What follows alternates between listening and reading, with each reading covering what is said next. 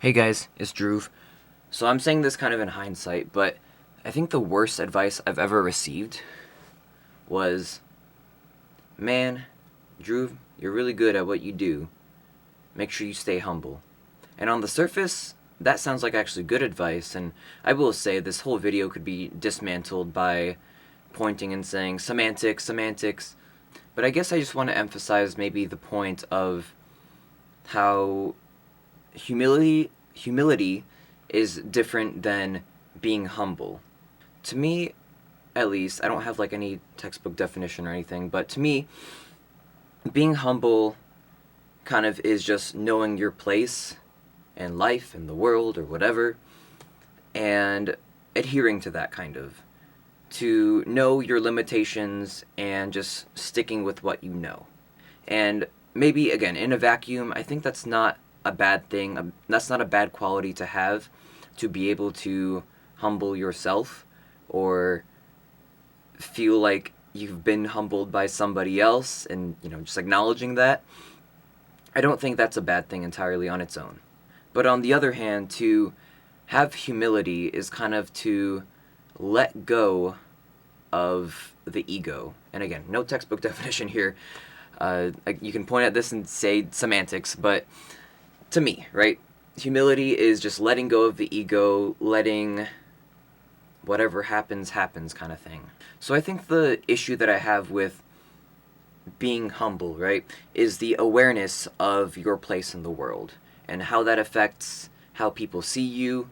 And again, maybe it's just like a thing that we've developed more recently, but the idea of getting humbled by someone is not what I described, where it's like, okay, well, I realize my place in the world now. It's kind of a form of like, this guy or this person embarrassed this other person. This person humbled this person.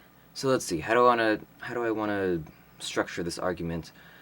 If being humble is kind of just like staying in your own lane and I guess avoid embarrassment as well, perhaps even avoid being disliked or disrespected, then humility, like I said, is the letting go of the ego. To let go of the fear of being disliked or embarrassed. Wait, did I say that right? To be less humble is to have more humility because you're letting go of any fear of rejection or disrespect or just embarrassment, like I said before.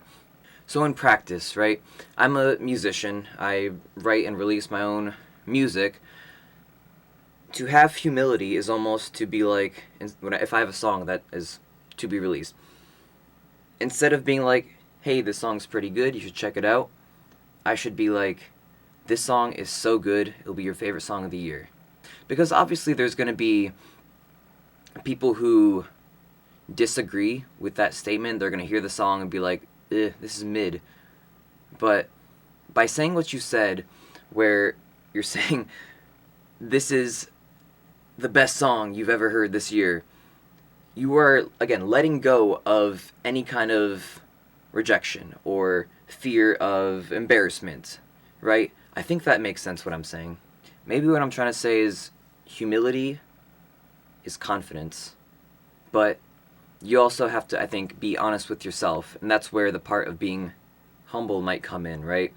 If you know that, man, I can't play the drums on this song, you might work with another drummer or find another way. You could use a drum machine or whatever it may be to recognize that if I were to play the drums on this record, on the song, it would sound bad. I think too that if you stay humble, like this advice that I received, and you stay in your lane, I don't think you can ever really grow, whether that's in arts or whatever field that you may be working in. If you don't think that, well, I'm not a good drummer, I'm never going to be a good drummer, so I'm just going to stick to what I know, well then no, you're not ever going to be a good drummer because you're never going to learn, you're never going to grow in that way. But then back over here where humility is to recognize perhaps that Well, no, I'm not a good drummer. Right now, I'm not a good drummer, and I can accept that. But you know what? I have all the tools I need to become a good drummer. Maybe not a great drummer, but a good drummer, and I can communicate with great drummers on how to play the song that I want to do in the way that I want to do it. So maybe I could just go on and on about this topic, but I think I've made my point and I don't want to waste any more of your time.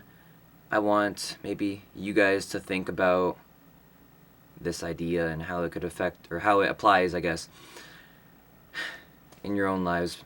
But yeah, sure, I'll just leave it at that.